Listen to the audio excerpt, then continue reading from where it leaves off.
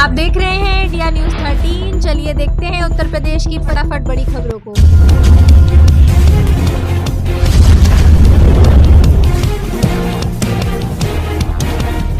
Vasundhara AIIMS satellite centre की जगी उम्मीद। गाजियाबाद के वसुंधरा इलाके में एम्स सैटेलाइट सेंटर के लिए 10 एकड़ जमीन का प्रस्ताव रखा गया है। बजट में इसके लिए वित्तीय प्रावधानों की चर्चा के बाद स्थानीय लोगों में खुशी की लहर है। इससे दिल्ली एम्स पर निर्भरता कम होगी और पश्चिमी यूपी के लाखों लोगों को विश्व स्तरीय इलाज अपने घर के पास ही मिल सकेगा। स्वास्थ्य ढांचे को मजबूत करने की दिशा में ये एक बड़ी छलांग है। यूपी के एक्सप्रेसवे पर नई टोल नीति लागू। आज से यूपी के सभी प्रमुख एक्सप्रेसवे पर टोल की नई दरें और नियम लागू हो रहे हैं। सरकार ने लंबी दूरी की यात्रा करने वालों के लिए कुछ राहत दी है, लेकिन छोटी दूरी के कमर्शियल वाहनों पर बोझ बढ़ाया है। ये नीति बुनियादी ढांचे के रखरखाव और कर्ज की अदायगी के संतुलन को बनाने के लिए लाई गई है। हालांकि यात्री संघों ने इस पर आपत्ति जताई है और इसे आम आदमी की जेब पर प्रहार बताया है। बिजली बिल माफी योजना पर विपक्षी दलों का घेराव। उत्तर प्रदेश सरकार की बिजली बिल माफी योजना को लेकर कांग्रेस और सपा ने सवाल उठाए हैं। विपक्ष का कहना है कि योजना के नियम इतने जटिल हैं कि गरीब किसानों को इसका लाभ नहीं मिल पा रहा है। सरकारी आंकड़ों और जमीनी हकीकत के बीच के इस अंतर को विपक्ष भुनाने की कोशिश कर रहा है। जनता इस उलझन में है कि क्या वाकई उन्हें राहत मिलेगी या ये केवल एक चुनावी घोषणा बनकर रह जाएगी। आवारा पशुओं की समस्या, बुंदेलखंड में किसानों का धरना। बुंदेलखंड के कई जिलों में आवारा पशुओं से फसलों को होने वाले नुकसान को लेकर किसान सड़कों पर हैं। सरकार द्वारा गौशालाओं के दावों के बावजूद खेतों में छुट्टा जानवर फसलों को बर्बाद कर रहे हैं। विपक्षी दलों ने इस मुद्दे को लेकर सरकार को घेरा है। ये समस्या न केवल आर्थिक है बल्कि अब एक बड़ा राजनीतिक मुद्दा भी बनती जा रही है, जो ग्रामीण वोट बैंक को प्रभावित कर सकती है। यूपी पुलिस भर्ती फिजिकल टेस्ट की नई तिथियां घोषित। लाखों युवाओं के लिए राहत की खबर है। यूपी पुलिस भर्ती बोर्ड ने अटकी हुई प्रक्रियाओं को तेज करते हुए फिजिकल टेस्ट की नई तारीखें जारी कर दी हैं। पारदर्शिता सुनिश्चित करने के लिए इस बार बायोमेट्रिक और एआई आधारित निगरानी का उपयोग किया जाएगा। ये उन युवाओं के लिए उम्मीद की किरण है जो लंबे समय से वर्दी पहनने का सपना देख रहे हैं।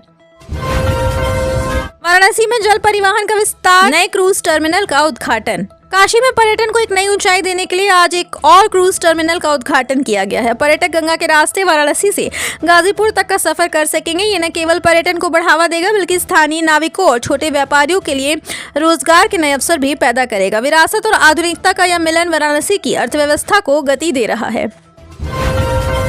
माध्यमिक शिक्षा में एआई पार्टनर प्रोग्राम, यूपी के सरकारी स्कूलों का होगा कायाकल्प। उत्तर प्रदेश के सरकारी स्कूलों में पढ़ने वाले छात्रों के लिए एक क्रांतिकारी खबर है। शिक्षा विभाग ने एआई पार्टनर प्रोग्राम की शुरुआत की है, जिसके तहत हर छात्र को एक व्यक्तिगत डिजिटल ट्यूटर मिलेगा। यह तकनीक छात्रों की सीखने की क्षमता का विश्लेषण करेगी और उसी हिसाब से उन्हें पाठ समझाएगी। विपक्ष ने इस पर सवाल उठाया है कि जहाँ स्कूलों में छतें टपक रही हैं और बिजली नहीं है, वहाँ एआई कैसे काम करेगा। क्या ये केवल कागजी विकास है या वाकई जमीनी बदलाव? ये आने वाला वक्त बताएगा।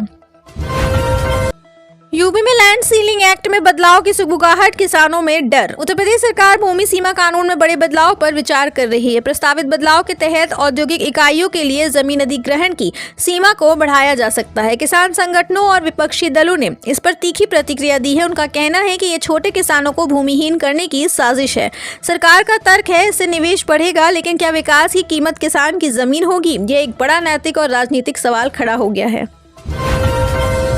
नोएडा ग्रेटर नोएडा मेट्रो विस्तार, 5 नए स्टेशनों को हरी झंडी। दिल्ली एनसीआर में रहने वाले लाखों नौकरी पेशा लोगों के लिए आज बड़ी राहत की खबर आई है। नोएडा और ग्रेटर नोएडा को जोड़ने वाले मेट्रो लिंक के विस्तार के लिए बजट आवंटित कर दिया गया है। 5 नए स्टेशन बनने से कनेक्टिविटी बेहतर होगी और सड़कों पर लगने वाले भीषण जाम से मुक्ति मिलेगी। हालांकि स्थानीय निवासियों का कहना है कि काम की रफ्तार इतनी धीमी है कि प्रोजेक्ट पूरा होते होते आबादी दोगुनी हो जाएगी। ये इंफ्रास्ट्रक्चर और बढ़ती आबादी के बीच की एक अंतहीन दौड़ है। गन्ना भुगतान में देरी, शामली और बागपत के किसानों का चक्का जाम।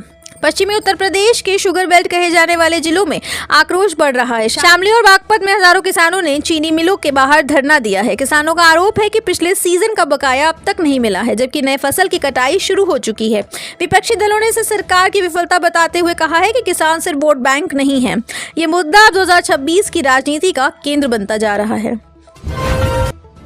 यूपी पुलिस में स्मार्ट बीट सिस्टम और मोबाइल ऐप से होगी गश्त। प्रदेश की कानून व्यवस्था को हाईटेक बनाने के लिए पुलिस महकमे ने स्मार्ट बीट सिस्टम लागू किया है। अब सिपाही को अपनी गश्त की लोकेशन मोबाइल ऐप के जरिए अपडेट करनी होगी। इससे पुलिस की जवाबदेही तय होगी और अपराध नियंत्रण में मदद मिलेगी। हालांकि पुलिस संघों के भीतर इस पर चर्चा है कि क्या ये निगरानी का एक नया तरीका है जिससे कर्मचारियों का मानसिक तनाव बढ़ेगा। तकनीक और मानवीय श्रम के बीच का ये संतुलन देखना दिलचस्प होगा। आप देख रहे हैं देश का number 1 Hindi news channel India news 13, मतलब भारत की आवाज।